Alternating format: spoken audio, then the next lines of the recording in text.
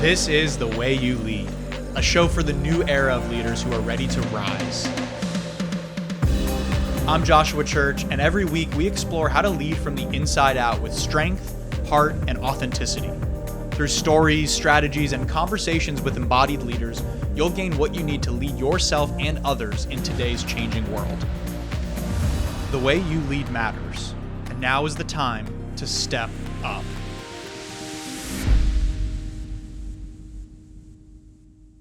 Well, dude, welcome. Thank you. I'm excited to be here. Heck yeah, this is fun because when I was at the group for my first time, and you said, "All right, there's a couple rules for the group. One is that everybody has to get coffee with me, right?" Right. This is our coffee. This is our coffee. This is great. I've been wanting to have coffee with you, so this is perfect. Likewise. So have you had a first coffee on the podcast yet, or on a podcast, or is this the first of its kind? I think this is the first kind, because typically I'll meet with somebody before, but this is great. Yeah, I love it. It's one of my favorite things about having a podcast, honestly, is that it gives me an opportunity to go a little bit deeper with someone. Right. And same with you. So you have a podcast, Absolutely. right? Yeah. Heart of the Matter podcast. Amazing. Yeah, I treat it kind of like coffee talk. Yeah. Just get to know somebody. Yeah. Hear their story. Everyone has a story. Right. So how long have you been doing that podcast for? Year and a half now. Solid. Let's go. Yeah. It's not something I intentionally wanted to do. Yeah. I got kind of pushed into it, and it's fun. Yeah. It's fun. And you get better at it, and you get more comfortable at it. First two, I think my second episode, it was with my barber, Emiliano, at Lucadia Barbershop, and I almost fell asleep. It took like 2.5 hours. So, no way. Yeah, I realized too, since I wake up so early, I can't do podcasts late in the afternoon or at night. Yeah, that makes sense. Yeah. Yeah, it's good to know your energy and how it flows and the work that you do. Yeah. Yeah. Amazing. Well, so welcome. Super happy to have you here. And I've heard from I always take it from a sign from God when it's like, when multiple people are like, you need to meet this person or you need to come to this thing. I'm like, okay, cool. Like, duh, I'm going to go. Yeah. And that was very much the way with your community, with the group SD, and with hearing about you from people like Amanda or John or Q, like I from people who I hold in very high regard and high esteem, were like, you got to connect with this guy. I'm like, okay, cool. So I'd love for you to tell me a little bit, like, firstly, just a little bit about yourself and like the community that you're building here in San Diego, among other things. Because I get the sense that you're a total serial entrepreneur, and you're a builder, and you're building many different things and have your hand in many different things. So like, what are some of the things that you're building or working on, your community, and the through line that you have with all those? Well, I appreciate it. And same thing. They actually told me I should be meeting you. So I've heard your name, for the last like 6 to 8 months. It's great. I appreciate you having me on here. But I mean, the group itself is something I formed because it's something I needed. Yeah. I've done, I'm an entrepreneur. I have a lot of different businesses. I interact in a lot of different ways. But what I noticed was a lot of people were starting to get a little splintered and isolated because everyone wanted to Zoom. Everyone wanted to do FaceTime. It was just really impersonal. So, and I always say, chamber events, BNIs, provisors, those are great groups. You should definitely join it. But what I noticed, it was really kind of artificial. These relationships I'm big on relationship. It's hard to build a relationship when it's like, quickly, let me look at your business card. All right, I can do business with you. And if I can't, I'm going to move on. Right. And so started the group as kind of something I needed, just community connection. And it just it's been doubling. Yeah. Every Friday, and just continues to grow. And then I keep hearing success stories and, that personal connection. That's really what I want. Yeah, I love that. So take me through like the inception of this. So how long ago did you start the group? June of 2023. June of 2023. Yeah. Amazing. Okay. And like, I know the framing around is kind of like the anti-networking group, right? Yeah. So tell me a little bit more about like the framing or the energy around like what did you decide to create or feel the need to create? It actually started in April of 2023, not the group, but in April of 23, I went on this mission of having coffee with one new person every day. Love it. It didn't have to do with business. I just wanted to connect with somebody. And so I wanted to recreate that in kind of that group setting. So with the group, the first, couple meetups, we just had a conversation, said no business cards. Nice. Let's just sit down. Let's have a conversation. And surprisingly, the first 7 or 8, somebody ended up crying. And because we were having a personal conversation, they could have been struggling at home, work, whatever it was, but they felt safe enough to just let it go. And it just kind of, it's blossomed. So I really try to keep that feel. Yeah. Intimacy. Yeah. The intimacy of it, real connection. And you feel like you don't have to be something. You could just be you. Beautiful. That's so great. I love that. And it feels like it's such an important, almost antidote for, like you're saying, the virtual, the artificial, like so many things are surface level, especially when it comes to networking and business. It's very surface level exchange. And I feel that especially in this post-COVID world, it's like we need real hugs. Like we need, people are craving the in-person interaction, and also the in-person interaction that's not like, it's like, yeah, everybody there has some sort of business or has some sort of job that's really interesting, but like that's secondary. The first level is the human to human connection. Exactly. And I'll catch people off guard all the time when they come on a Friday. I'm like, just try it out. But I'm a hugger. And you'll see pretty much everybody in the group, they hug, they don't shake hands. So I love that. Just that connection. So good. We're so needed. Right. So needed. Yeah. Amazing. So now where is the group? The group right now is, I mean, it's getting bigger and bigger. Like, so, and there's the Friday, the Feel Good Friday session. Like, how is it actually all structured? Yeah. So I try to keep it, I mean, it's somewhat structured, but, I don't want it to be where it's this artificial, structured, like minute by minute, and you have to follow these rules. So I always tell people, if you want to show up late, it's every Friday. Good on you. Free to come join. Free to come. Yeah. And just to make connections, you can have your business cards, but I always tell people, just keep it in your pocket. Nice. Connect with people first. And typically I'll start off with and lately what we've been doing with Christian DJ Beach Ball, we have a silent disco, which is fun. So it's kind of loosens people up.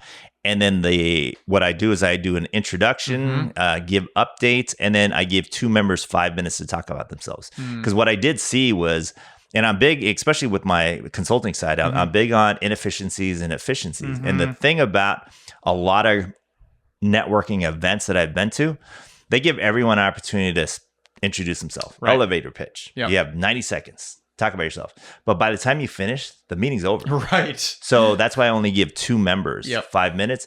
That way we can open it up. And we always end at 10:10.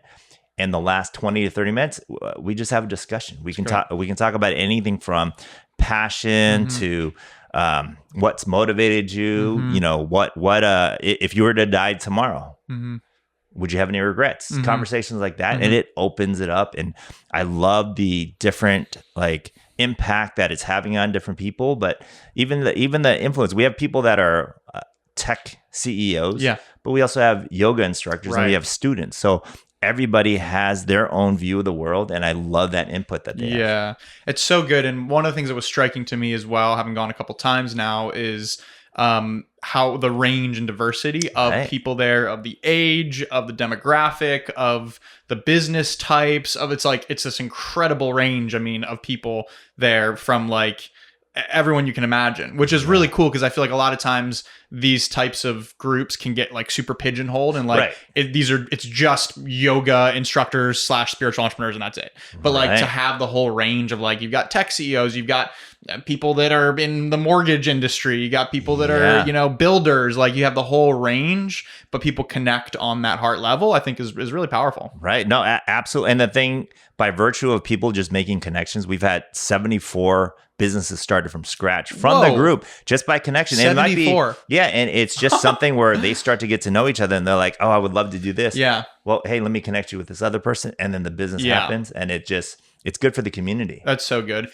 And I've been reflecting a lot about this recently, and I want to get your take on this too. Is I was just up in San Francisco, and I went to this sauna garden where there was sauna, cold plunge, kind of happy hour type of thing, and it was awesome, and enjoyed going and catch up with a friend of mine. But then I got to meet new people, and there was 3 new people that we had a great conversation with, to where it's now we're following each other on Instagram, and now they're now a loose tie in the network, which is super powerful. And I was reminded that, especially as an entrepreneur, as a creator, as someone who wants to build your network, it's the way that you do that is getting out there and rubbing shoulders and having conversations. And one thing I appreciate about the group is that it makes it really easy to have a conversation with someone. At the end, when you're going, everybody's open to be able to shake a hand or give a hug and say, hey, what's your name? What are you up to?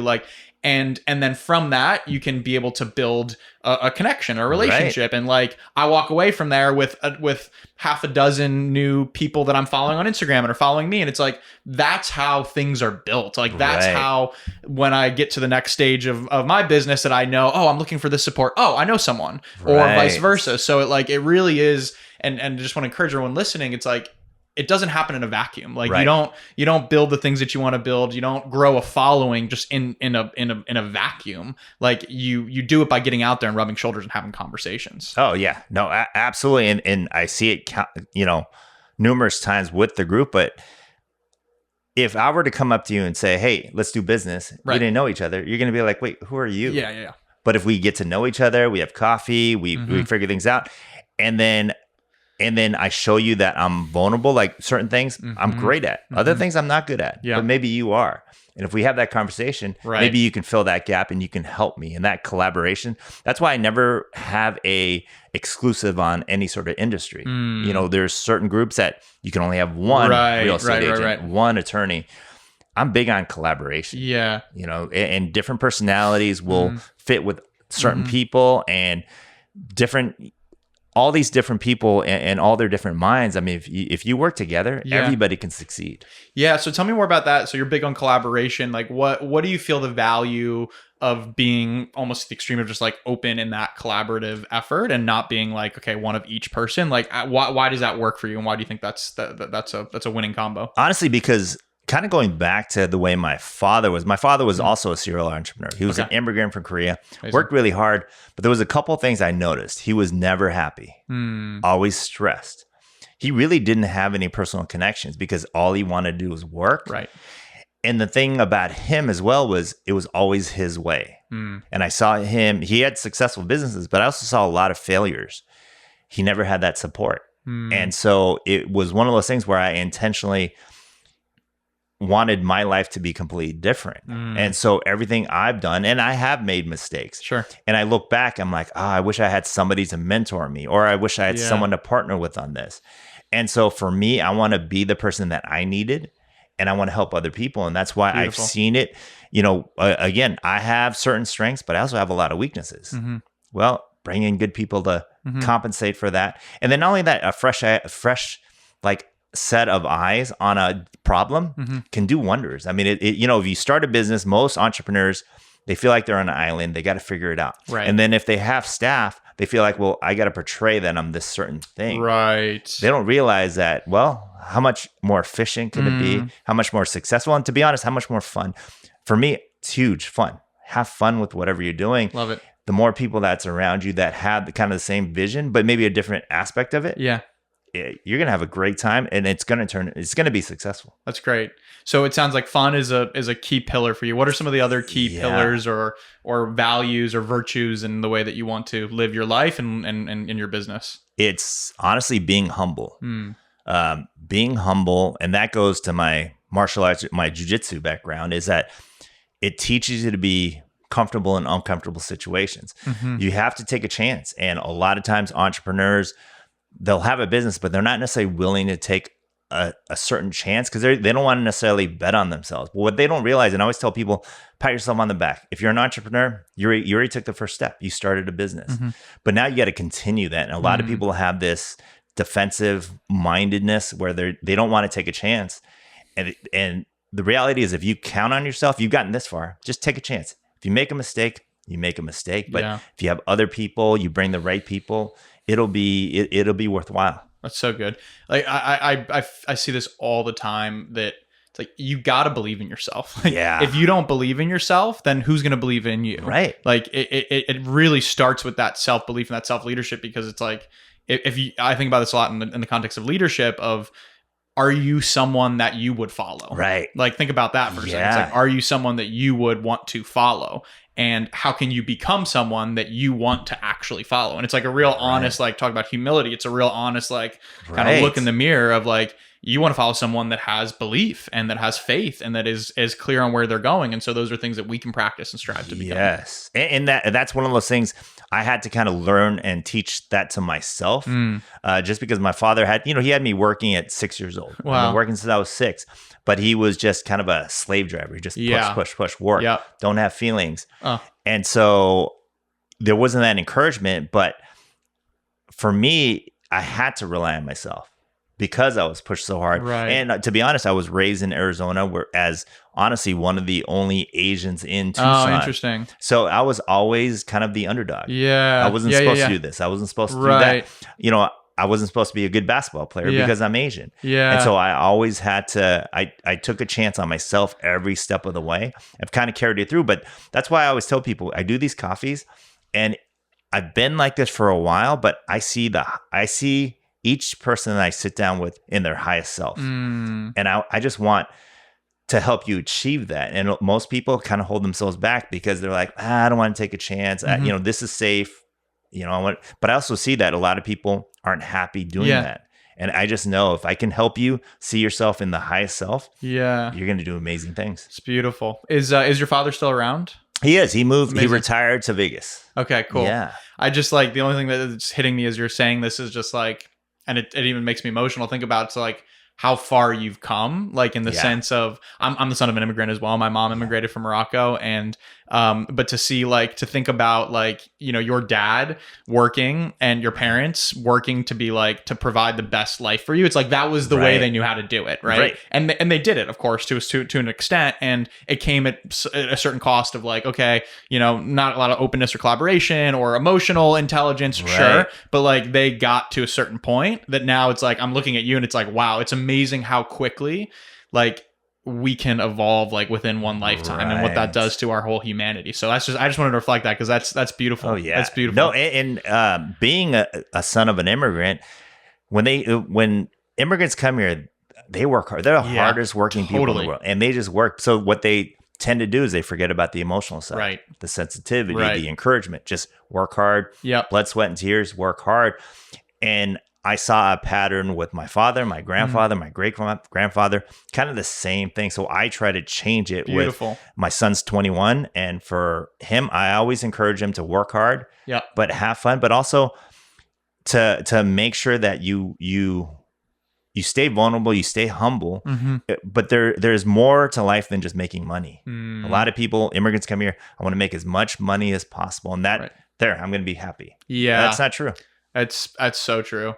That's really beautiful. So your son's 21 right 21, now? Naval Academy. Cool. Wow. So, yeah. Amazing. Yeah. What an amazing thing. So it's such a beautiful perspective and lens to have as well, of like, I think about all the people that have come before you, all of your ancestors, your lineage, your whole family tree, all the way up. And it's like, in this lifetime, we have the opportunity to really make some change and to, like, heal some wounds and to change and to end certain patterns or chains that, like, go up for generations. And it's like, I like to think that there's all of our ancestors, all of our loved ones, all those who have passed, are like cheering us on to do that, to like be the breaker of the chain and to like pave a new path that's more towards that fullest version or expression of ourself, that is facing those wounds, that's facing the trauma, that's willing to do the work and to create a better life. And it's like, how cool is that we have the opportunity? It's like, it's more than just us right here. It's so easy to go super small in our conscious mind, but it's like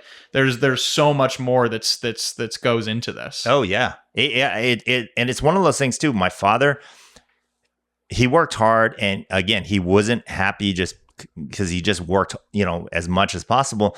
But the thing is, he didn't know better. He didn't have the tools. No one ever showed him. So that's why you're right. When we change that pattern, now my son sees it and he sees it a different way. So now hopefully passes on. My son, I always say, he's a better man than I ever will be. That's beautiful. And it's amazing. That's beautiful. That's the goal, right? Yeah, exactly. Like to have that 2.0 version of yourself, right? Yeah. Oh, so good. So one of the things that's striking to me is, and you were talking about it, but is leading with authenticity. So on this podcast, on the way you lead and the leadership work that I do, it's leading with authenticity is like a big core pillar. And I'm curious what that means to you, to lead with authenticity. It's everything. It's the only way I lead. Again, I've always been I've always kind of organized things. I've always kind of led things, with different businesses, companies, and it just has come naturally to me. But I've always done it kind of my way. It's seeing how my father is, and I consult for a lot of Fortune 500 companies, small, mid-sized businesses, and what I tend to see a lot of time is they do it kind of in a textbook way. And it's not authentic. That part of them is kind of missing. They just say, well, here's the numbers. This is what we want. And for me, there's a better way to do it. I wouldn't do it that way. I don't do it that way because it wouldn't make me happy. And so that's why when you meet me, whether you meet me on the jiu-jitsu mat, basketball court, pickleball, out in pub, I'm the same person. Yeah. I'm going to be the same person when I'm leading the group. I'm going to be the same person when I'm leading a company. And so I think what that does is that it instills a lot of trust in the people around you. Right. That, oh, you really do care. I really do. I care. I love everyone in the group. To be honest, there isn't anyone I dislike. Yeah. I just love everyone. And so when I lead that way, they're more willing to follow. Yeah. And then with the authenticity, as I said it earlier, I don't know everything. With that authenticity, if you're kind of trying to portray yourself, you pretend like you know everything. You're not willing to take any advice. With my authenticity, I take advice. I look at different angles. I speak to as many people as possible. And my coffees that I do, a lot of people will do coffees and you think I'm going to teach them something. To be honest, I learn. Yeah. Every time I sit down with somebody, I believe that. It's an energy exchange. I learn something about that person, and I learn something about myself. Yeah, and it just helps me be a better leader. And that's a fundamental frame to be able to go through life with. I have it's the same. I call it like the student teacher frame. It's like we always have something to learn, always something to teach, and it's looking at everyone and everything in your life as a teacher. It's like, what does this person, especially, here's the thing, especially if I don't agree with them, or especially if they're triggering me, or especially if they're living life in a different way, but that shift back to curiosity, I think, is a really important part of that type of leadership, because when you shift back to curiosity, it's like, okay, June sees this from this perspective, which I don't necessarily agree with or align with. So like, why does he, and I think I feel like we're just getting apart in our culture and our society where it's like, we've lost that thread where it's now instantly just defensive. It's like, oh, he doesn't agree with this. Boom, wall up. You're wrong. I'm right. And now it's like us versus them, and it's divisive and defensive, and that's dangerous. It is. And so I wonder how we can shift back towards curiosity of like, you see things differently.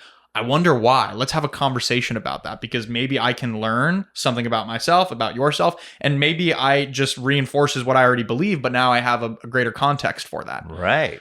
And I think you're doing it. I mean, I think the leadership training you're doing, that's amazing. I think it needs to be spread more. I have one in particular. He's a tech CEO and he's worth $6 billion. Jeez. Miserable. Yeah. Absolutely miserable. Yeah. He just, he thought when he went public, he'd have more time. Yeah. But he's miserable. And in his home life, his personal life, even his work right now is just, he's not happy about going to it. So it's like that authenticity, being able to open up, and he hasn't been. He's gotten there, which I give him all the credit in the world. He's gotten to his point right now, but he won't listen to anybody. And he wonders why the relationships he keeps having don't work out. He keeps realizing the people around him that he's working with, they keep leaving, and he's not open enough to, all right, well, what am I doing? Right. Yeah. We're always so quick to point the finger too, of blame. And someone shared with me once, like when you're pointing one finger out, there's three fingers pointing back towards you. So it's like, where can I take some responsibility in this situation as well? Yeah. And it feels like these are core principles that you clearly, align with and live by. Same with me. I'm curious what other types of views or principles or values that you lead with or that you go through life with. A lot of it too, it kind of goes back to just believing in myself. Yeah. Tell me more about that belief. Yeah, it's just one of those things that I've always kind of had this and I developed at a young age, but this strong belief in myself, and I don't hold myself back. Any one of my friends will tell you, if someone challenged me to jump off a roof, I'll jump off a roof. Just, you know what? I'll figure it out. I'll Yeah. figure it out. So anytime there's a problem, a project, I get really excited about a new project. It's one of those things where I'm like, hey, let's do it. Yeah. Let's try it. Let's put it together. I'll figure it out. And a lot of people kind of hold themselves back like, well, no, wait, let's plan this. Let's figure this out. And there's a place for it. Right. But there's also a place for it to be on your team. So if you're going to build a business, yeah, you do need someone that's going to be X's and O's. All right, perfect. Like, let's get this planned out. But a new project or a new venture needs a visionary. And if you're going to be a visionary, you're going to be the entrepreneur, you got to take a chance, count on yourself. You'll figure it out. You'll figure it out, and you'll constantly, because nothing will be linear. There's always going to be hiccups here and there, here and there. And if you, and I've seen a lot of people get tripped up where they had this plan every step of the way, and then something happens and they kind of freeze. Well, it's not going my way. Okay, let me just quit. Right. And so that's a huge thing with me, is that someone comes to me and I like the idea. And then what I'm good at, as I said, is figuring out and being a visionary on that project. And I see it and I like it.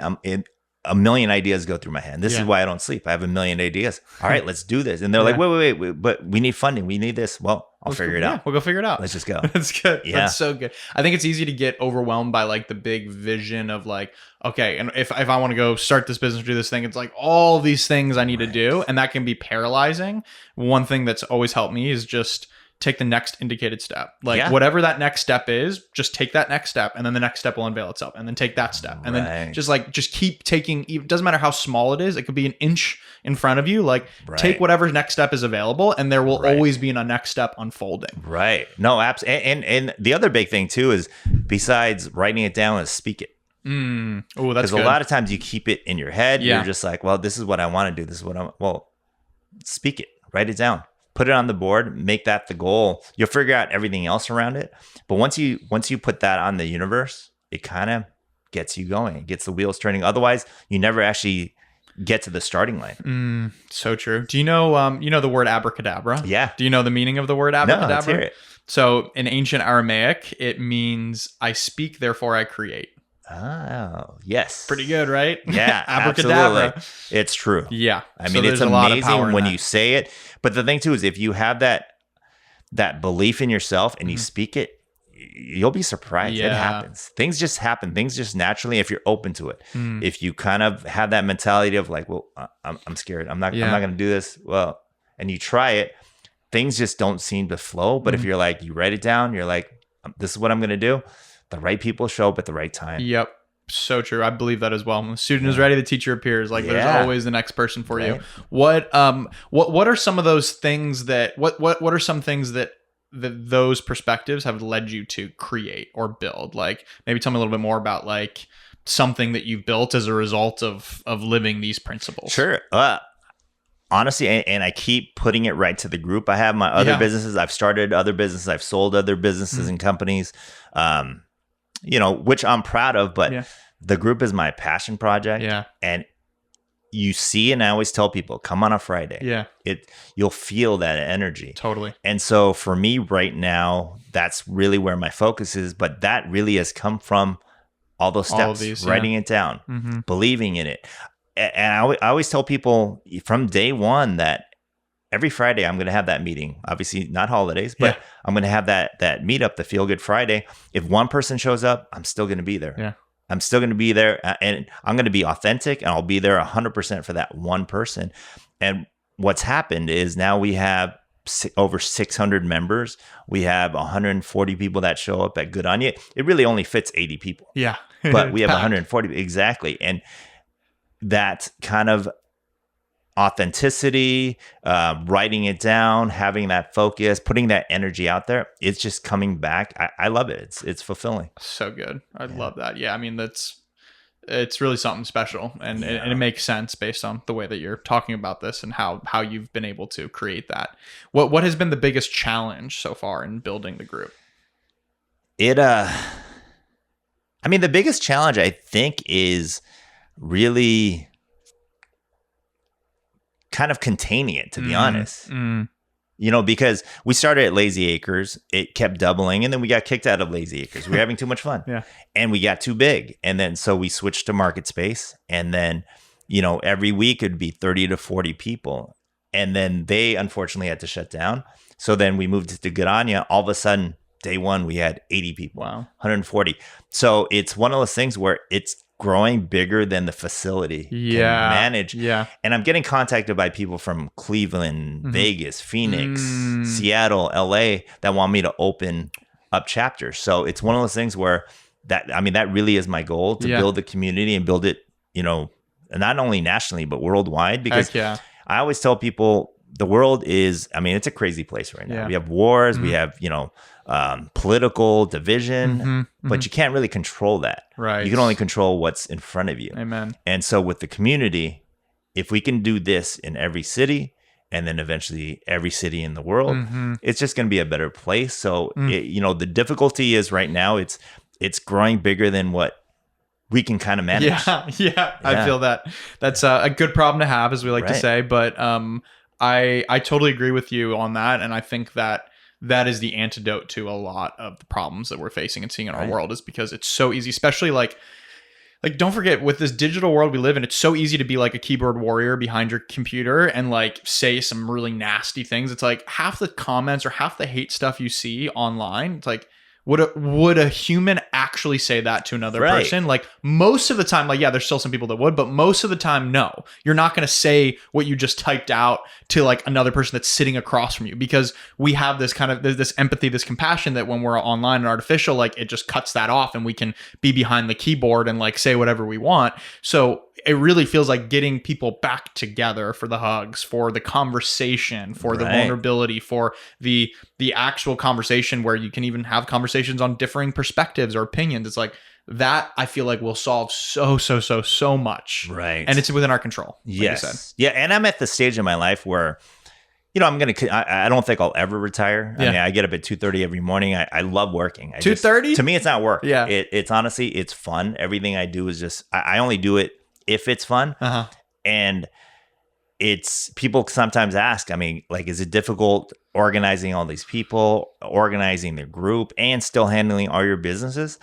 For me, it's just fun. Nice. So I don't think I'll ever retire, but it's just fulfilling, helping other people. Great. It's just, I'm at the stage where I want to help as many people as possible, and just continue it. That's beautiful.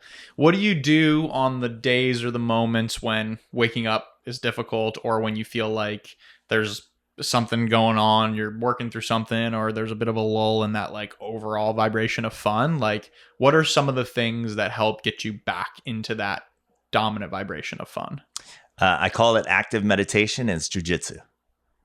It's something that a lot of people, and it doesn't have to be jujitsu, but for me, it's jujitsu, is that I think what you should do, the first thing in the morning you should do, is do something really difficult. Do something that really tests your resolve. And for me, and I said it earlier, is that to put yourself in a situation where, again, you're humble, you're willing to learn, and it'll get you comfortable in uncomfortable situations. And if you start your day that way, as a when you get up early, again, jujitsu classes at 6:00 on Tuesday, Thursdays, 6:30 Monday, Wednesday, Fridays. Start the day that way. Everything's easy. Yeah, everything's easy, and you really have to be present. You can't be work all the time. If you're work all the time, you'll be stressed. You'll start thinking about things all the time. It'll cross over into your personal life. But with jujitsu, whether it's surfing, pickleball, whatever it is, do something difficult.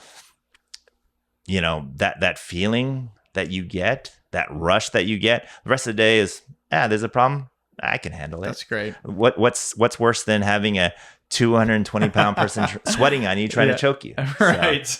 Yeah. So true. That's one of the reasons why I loved daily ice baths in the morning, first thing. And I had an ice bath company. I don't know if you know this, but and so that was one of the things that I loved, was being able to like do the difficult thing first thing, because then it's downhill from there. And you're training your body on a physiological level how to respond to stress. And you're doing the same thing when you're in a literally in a fight or flight mode with another human that's trying to choke you out, and that just is able to help you set the tone for the rest of your day. So I love that. And it sounds like consistency is a big part of that for you in your life and your routine and your practice. Can you talk at all about your consistency? Yeah. So I have a pretty major case of ADHD. Okay. This is why I do a lot of different things. My focus, it tends to kind of wane. That's why I have to be excited about something.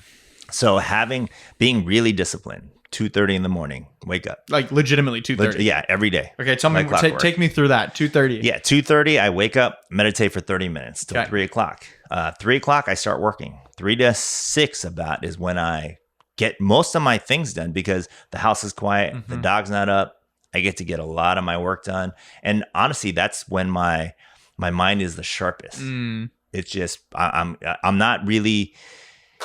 My mind isn't wandering. I can be very focused. And then what I do is right after that, then I go work. I do jujitsu.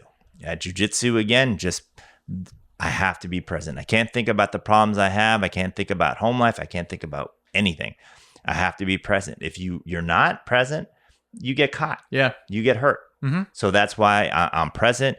And the thing too is it teaches you, it's breath work. Calm yourself down. Everything's calm. From there, I typically go to the gym, do a quick 30-minute kettlebell workout. I dry sauna for about 15 to 20 minutes. Then I start my day, and my day typically consists of coffees. I don't have coffee. I'll get too nervous and my mind wanders too much. But I'll have tea, herbal teas, or decaf. And then for me, again, that's a evolution in myself to be able to have coffees and connect with people. And in between, I'll take care of business and take care of the different businesses, any projects that I have, and do that throughout the day. And then I try to cut off by 5 o'clock. Okay.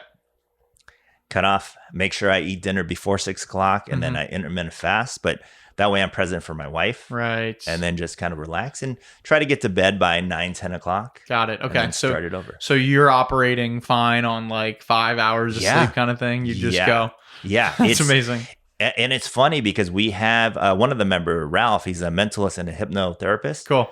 He hypnotized me. And I've never been hypnotized before because, and he hypnotized me and I was actually able to sleep till 4. But I had the same energy. So it wasn't like I got more rest, so had more energy. I was actually getting less work done. When you were sleeping more. Yeah. Interesting. And because I missed that golden hour from 3 o'clock. So eventually, a month after I kept sleeping till 4, now I'm back to 2:30. And same energy. Wow. Same. Now I'm getting more work done. So actually, it works for me. That's amazing. And I think the takeaway that I have from that is, whether it's 2:30 a.m., 6 a.m., whatever it is, it's find what works for you and for your body, for your rhythm, for your personality, for your energy peaks and valleys.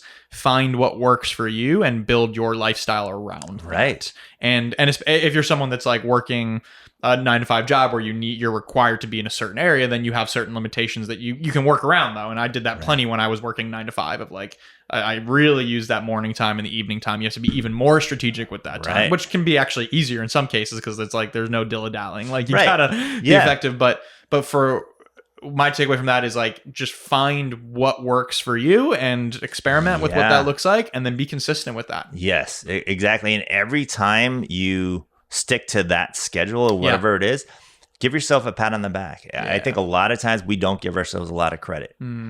And those small wins lead to more wins that lead to bigger wins. And if you're doing that, everything else, again, just kind of falls into place. Very cool. Tell me your perspective on failure. It's huge. Everyone needs to go through failure. I've seen people as well that, and I may trigger some people, but the participation award, I think that's horrible. Totally. I think that's horrible. I think failure is good because it teaches you. It's a teaching moment. And if you fail enough, again, you're going to continue to learn because nobody likes to fail. Nobody likes to fail, but it's necessary. If you keep failing, you're going to try to figure out how to win at some point. But what people don't realize, by failing, you're still winning because now you're learning something. You're open to it. You took a chance. Pat yourself on the back.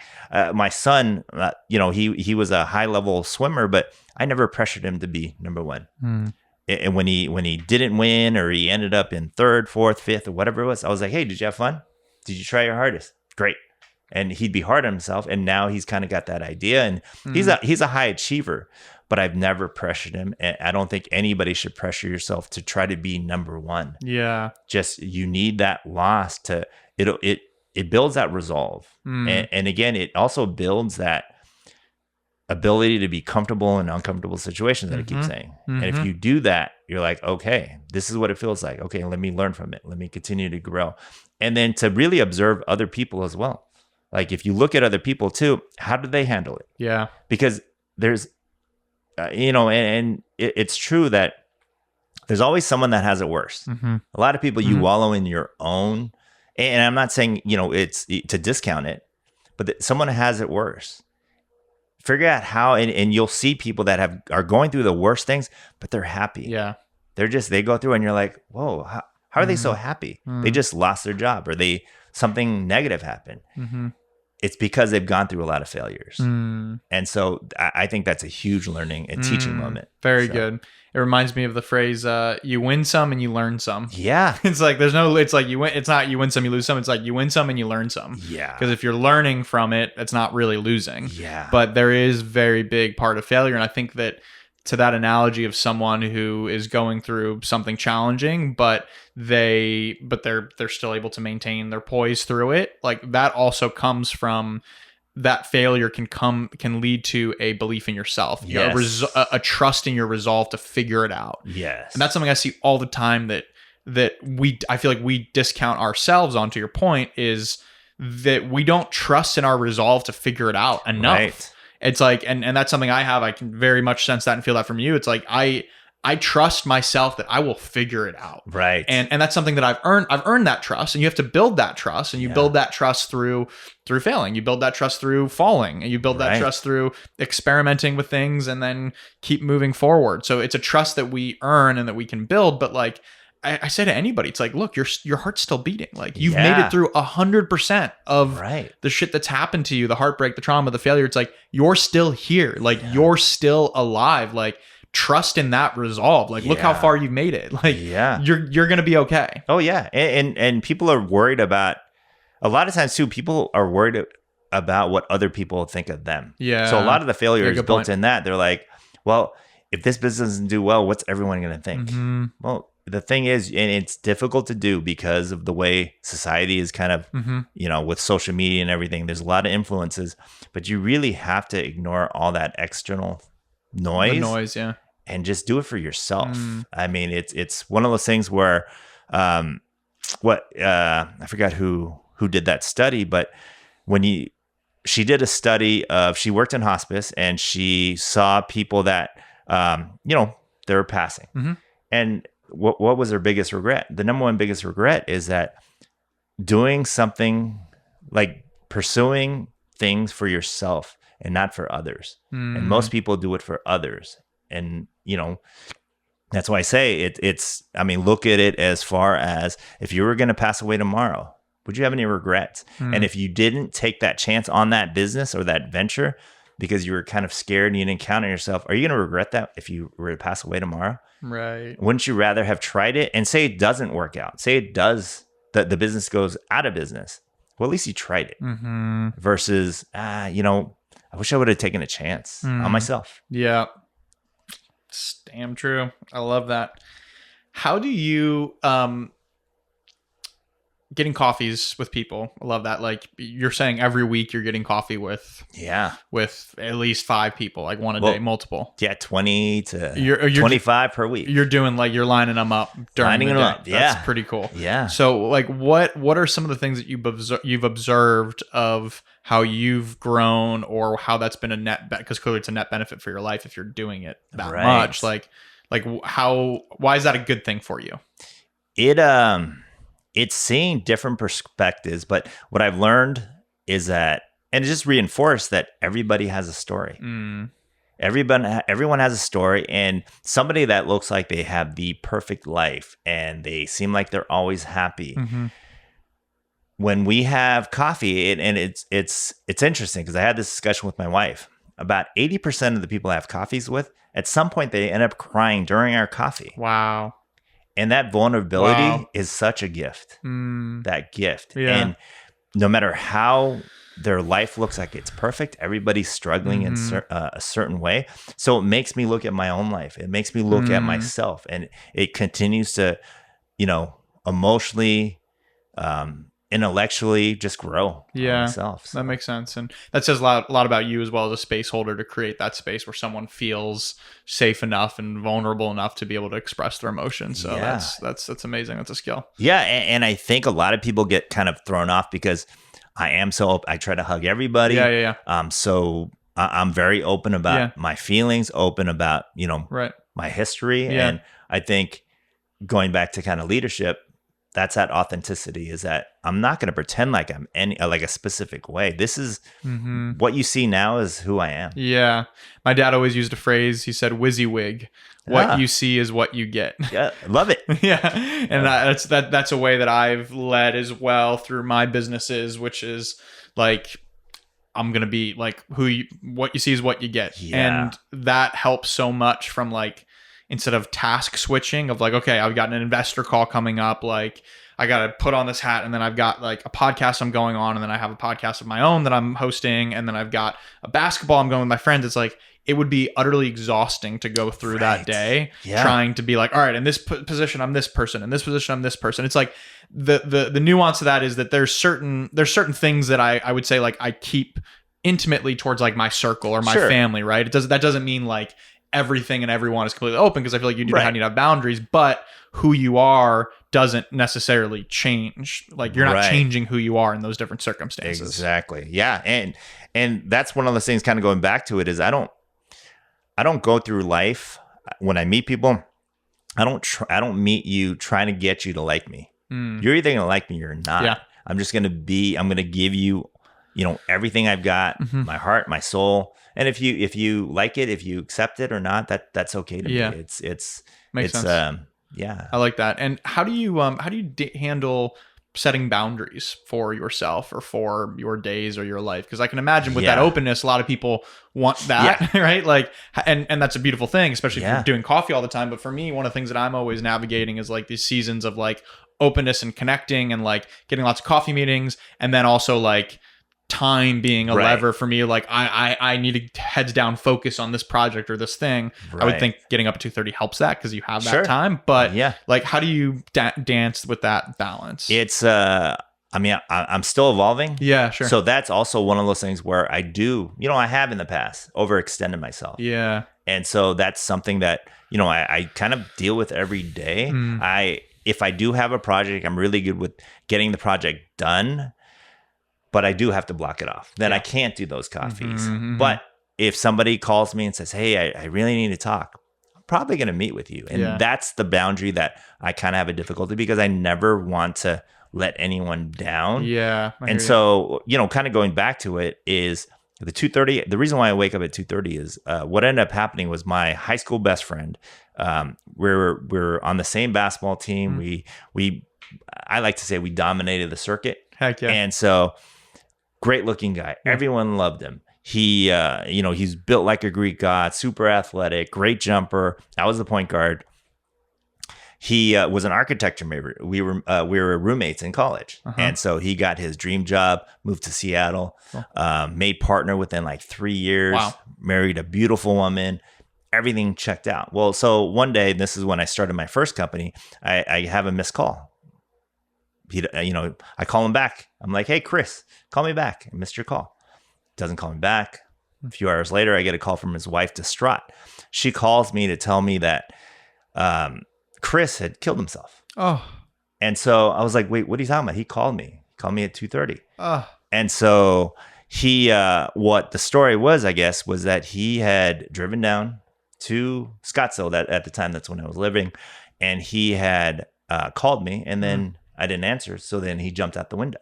Oh. So that's why I've always kind of had that time. But it's also, I've obviously, dealt with it. But the thing about it is that's why I have this strong feeling to help people. Yeah. I never want to leave. I want to make sure everyone knows that they're loved by me and they can always come to me. And so it's one of those things that it's always been a mission. Just never let that happen, because he checked every box. Every box he checked. 4.0 student, great job, funny. He was Tommy Boy, or Chris Farley was his favorite comedian. He did a great impression. Like everyone loved him, but he was struggling. And so for me, and I've dealt with it, but he's now my angel. Yeah. Talk to him every day. Yeah. And I like to thank him because I do the things I do because of, of him. So. Oh, wow. Yeah. Thank you for sharing that story, and what a blessing to his name and the work that you're doing and the way that you're leading your life and leading others. Like, what a blessing to his memory and to his name that you're doing. So keep doing that, man. That's powerful. Yeah.